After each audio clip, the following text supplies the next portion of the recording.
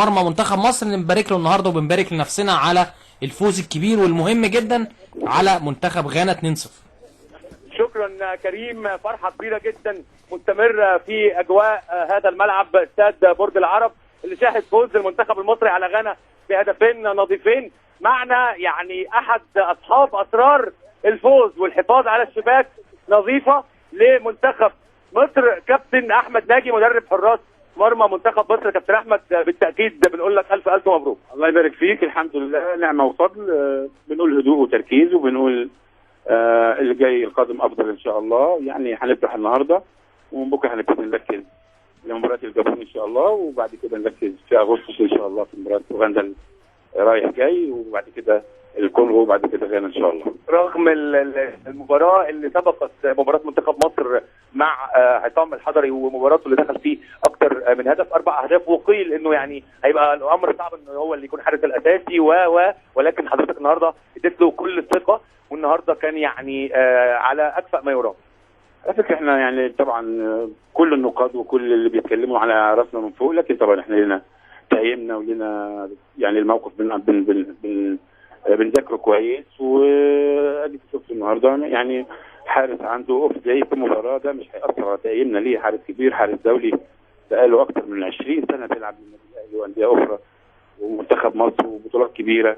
عنده ثبات عالي جدا جدا جدا، اتعامل مع الموضوع بشكل رائع جدا جدا جدا. نشكره وبنقول له يعني انت مثل كبير لكل الحراس في مصر. عندنا مستقبل حراسه مرمى رائع جدا، شريف اكرامي واحمد الشناوي وكثيرين كثيرين ان شاء الله. مطمنين على المركز ده الحمد لله رب العالمين. حضرتك في الشوط الثاني وقفت وشاورت عصام الحضري، مش عارفه قلت له ايه وقال لك ايه؟ احنا برضو عايزين نعرف ايه اللي حصل بالظبط منه. عايز يهدي شويه، يهدي اللعب شويه، يتقل اللعب شويه، لانه طبعا شايفه فرقه غانا يعني كانوا بداوا يمسكوا الكوره في نص الملعب وبداوا ينظموا هجمات من على الاجنحه، فكنا عايزين لعيبتنا تاخد نفس شويه. وهو خبرته عاليه في المساله دي، وقع اكثر من مره، هدى الملعب، وهو ده اللي كان مطلوب مننا. كابتن احمد ناجي، انت عامل روح حلوه جدا ما بين الحراس، يعني الثلاثه نازلين مع بعض، قريتوا مع بعض الفتحه قبل ما تسخنوا، انت عامل بصراحه روح. مش مهم مين اللي هيقف، ولكن المهم مرمى مصر يكون عارين ومقفول. احنا قلنا الكلام ده وفعلا انت كانك قريتي المشهد يعني. الحمد لله، وقلنا كلنا بندعم اللي هيلعب. الحضري هيلعب لامتى؟ وانتم مستقبل مصر، هو هيدعمكم بعد كده. انتوا عمود دلوقتي وضحك وتهريج وعشان برضو انت عارفه النرف بتاع المباريات اللي زي دي بيبقى عالي شويه، فالمطلوب مننا نعمل بالانس، يعني نعمل توازن في الحاله النفسيه، وده حصل الحمد لله. والامور والولاد كانوا مبسوطين جدا على الخط، وهو كان رائع جوه الملعب والحمد لله رب العالمين. كريم، يعني كابتن احمد ناجي معانا لو حابب تساله اي اسئله. كريم ماشي كابتن احمد. يا كريم مبروك يا كابتن احمد. مبروك ليك والشادي والسامي، هم اللي في المستقبل لحد تاني. الله يخليك، مبروك كابتن. يعني فوز مهم وجميل للكره المصريه، هيعيشنا فتره كبيره حلوه لغايه افريقيا ولغايه ماتش اوغندا في شهر 8.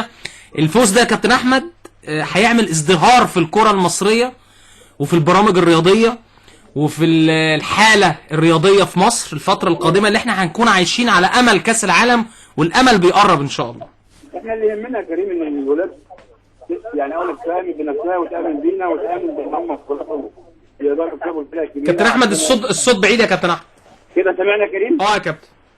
الاهم حاجه ان الولاد يامنوا بينا ويامنوا بقدراتهم، ويامنوا ان هم يقدروا يجابوا فرق كبيره زي نيجيريا وغانا. نيجيريا امبارح مسكت الجزائر اتفرجنا 3 مع الرأفه، يعني فرقه كبيره كسبناها من احسن فرق افريقيا. غانا النهارده من الفرق الثقيله جدا جدا جدا. ايوه هو ده اللي احنا عايزين نخرج منه، يعني طبعا استقرار وحاله معنويه عاليه وحاجات زي كده. احنا النهارده هنفرح، من بكره هنبتدي شغل ان شاء الله كعادتنا. يعني هنقعد على مجموعتنا في الجابون، وهنقعد على مباراه اوغندا رايح جاي، وهنقعد على مباراه الكونغو، وهنقعد على مباراه غانا هناك. هو ده شغلنا الشاغل.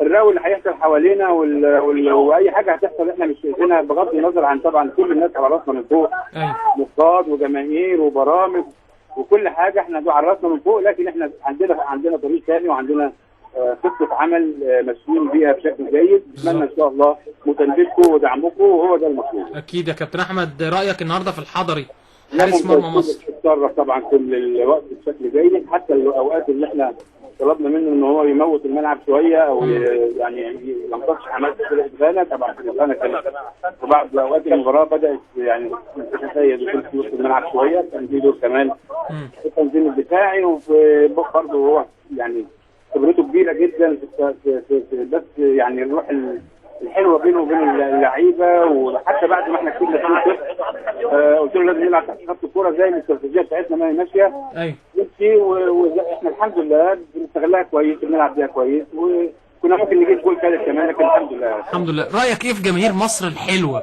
اللي ملت استاد برج العرب؟ وكان اقدر اتكلم على جماهير مصر. جماهير مصر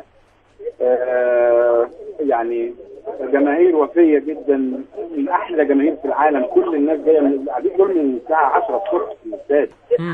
يعني حاجه يعني ما بتحصلش في اي مكان في العالم. اي مكان في العالم الاستاد بيتملي قبل الماتش ب5 دقائق، والناس بتخرج بعد الماتش ب5 دقائق.